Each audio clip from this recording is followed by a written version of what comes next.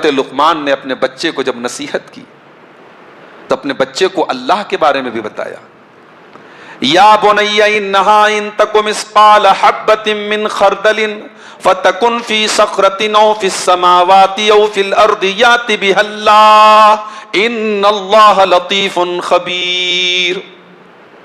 اے میرے بچے، ایک رائی کے دانے کے برابر بھی اگر کوئی چیز ہوگی، کسی چٹان کے اندر چھپی ہوگی، آسمانوں میں کہیں ہوگی، زمین میں کہیں ہوگی، ایک رائی کے دانے کے برابر کی چیز کو بھی اللہ تعالیٰ سامنے لے آئے گا. اللہ تعالیٰ باریک سے باریک چیز کی خبر رکھنے والا ہے. جب اس کے علم کا یہ حال ہے، اس کی قدرت کا یہ حال ہے. اسلام کی نظر میں علم کا مقام بہت اونچا ہے. قرآن کریم میں اللہ تبارک و تعالیٰ کئی مقامات پر اہل علم کی تعریف کرتا ہے. قرآن غور و فکر کرنے کی دعوت دیتا ہے. قرآن عقل استعمال کرنے کی دعوت دیتا ہے. قرآن کریم کا میسج، قرآن کریم کا پیغام اہل عقل و دانش کے لیے ہے، جو اپنی عقل کو، اپنے دماغ کو، اپنے ذہن کو استعمال کرتے ہیں. سورہ آل عمران میں اللہ تعالیٰ نے اس کائنات کا مقصد بیان کیا کہ یہ کائنات میں نے کیوں بنائی. اللہ نے فرمایا ان فی خلق السماوات والارض واختلاف اللیل والنہار لآیات لأولی الالباب.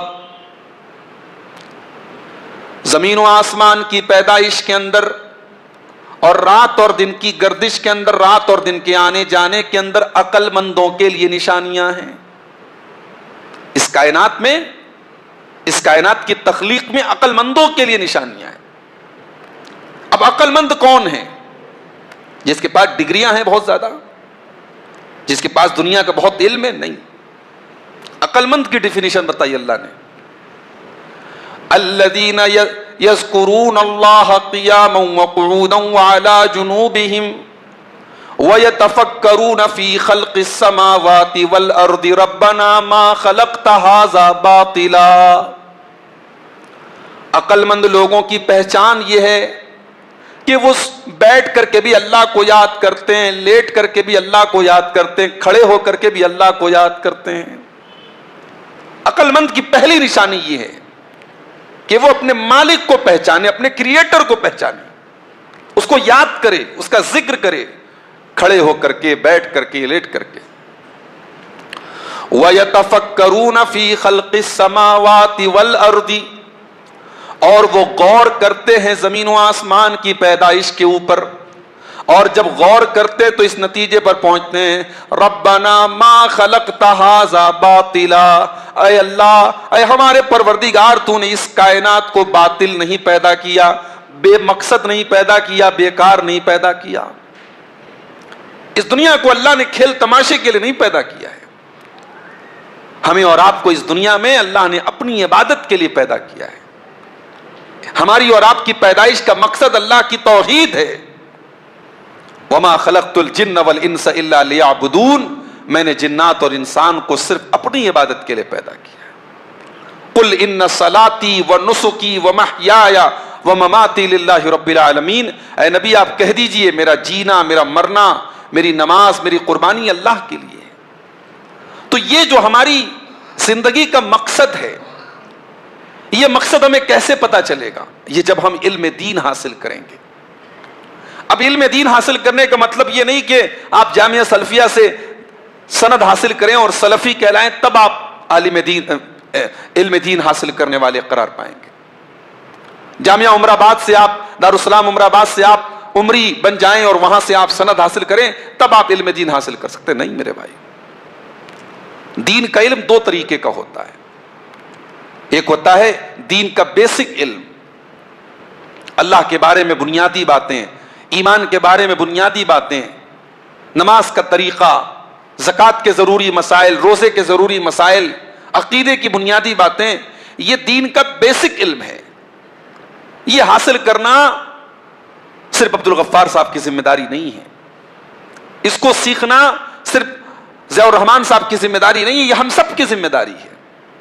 اللہ کے پیارے نبی فرماتے ہیں طلب العلم فریضۃ علی کل مسلم، علم دین کو حاصل کرنا ہر مسلمان کے لیے فرض ہے، مستحب نہیں ہے، سنت نہیں ہے، آپشنل نہیں ہے، یہ کمپلسری ہے، یہ مینڈیٹری ہے، ضروری ہے، آپ کے پاس کوئی دوسرا راستہ نہیں، آپ کو دین سیکھنا ہے۔ میں نے جو آیت آپ کے سامنے پڑھی سورہ آل عمران کی، اس آیت میں اللہ تعالیٰ نے گواہی دی ہے۔ کس بات کی گواہی دی ہے؟ اللہ نے اپنی توحید کی گواہی دی ہے، اور اس گواہی میں اللہ تعالیٰ نے اپنے ساتھ فرشتوں کو بھی شامل کیا ہے، اور فرشتوں کے ساتھ اللہ تعالیٰ نے اس گواہی میں علماء کو اور اہل علم کو اور علم دین حاصل کرنے والوں کو شامل کیا ہے۔ اللہ نے فرمایا شہید اللہ انہ لا الہ الا ہو، اللہ تعالیٰ اس بات کی گواہی دے رہا ہے کہ اس کے سوا کوئی عبادت کے لائق نہیں، والملائکۃ، اور اس کے فرشتے بھی گواہی دے رہے ہیں، وَأُولُو الْعِلْمِ، اور علم والے بھی گواہی دے رہے ہیں، قائمًا بالقسط، انصاف کو قائم رکھتے ہوئے۔ علماء کہتے ہیں اس آیت کی تفسیر میں کہ اگر اللہ تعالیٰ کے نزدیک علماء سے بڑا کسی کا مقام ہوتا تو اللہ تبارک و تعالیٰ یہاں علماء کے علاوہ کسی اور کو شامل کرتا ہے اس گواہی میں۔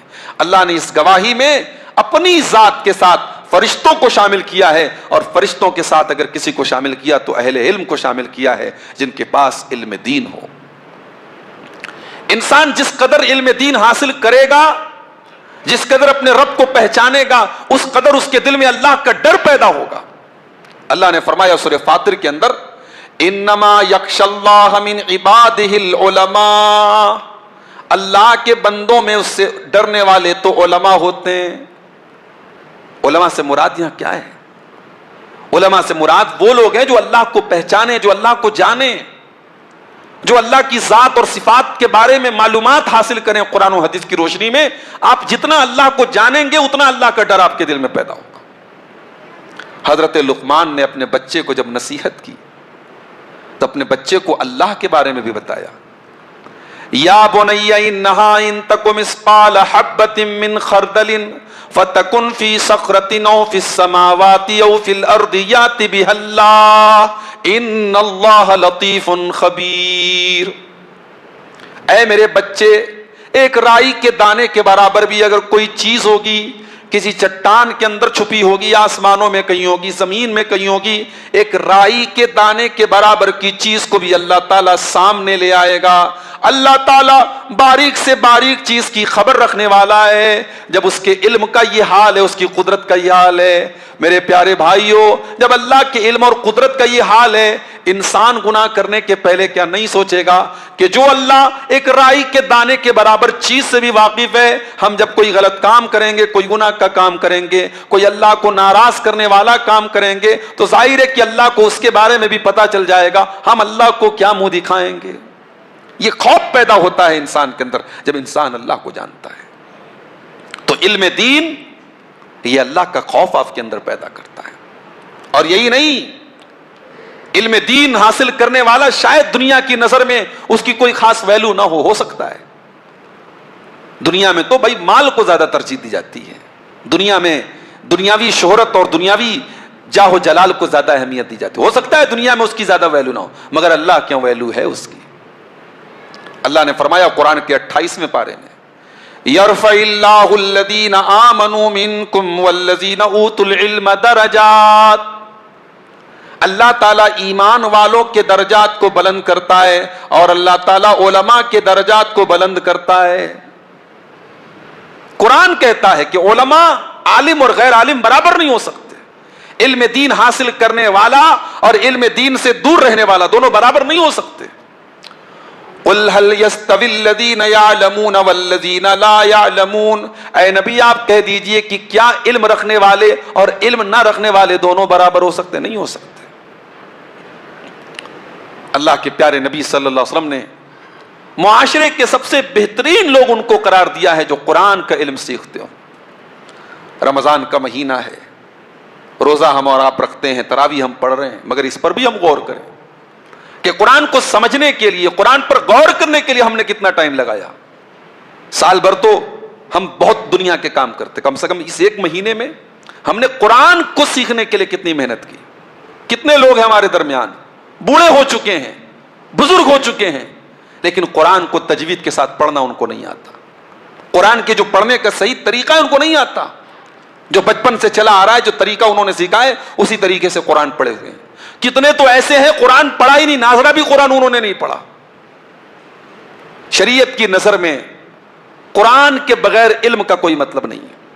اگر قرآن ہے آپ کے سینے میں, قرآن ہے آپ کے دماغ میں, تب تو آپ عالم ہیں, ورنہ آپ عالم نہیں ہیں. اللہ نے فرمایا بل ہوا آیات بینات فی صدور الذین اوتوا العلم, یہ قرآن کی روشن آیتیں جو اہل علم کے سینوں میں ہوا کرتی ہیں. اس آیت کی تفسیر میں علماء لکھتے ہیں کہ پچھلی کتابوں کی حفاظت تحریر کے ذریعے ہوتی تھی. تورات کی حفاظت تحریر کے ذریعے, انجیل کی حفاظت تحریر کے ذریعے, قرآن کی حفاظت سینوں کے ذریعے کی گئی ہے.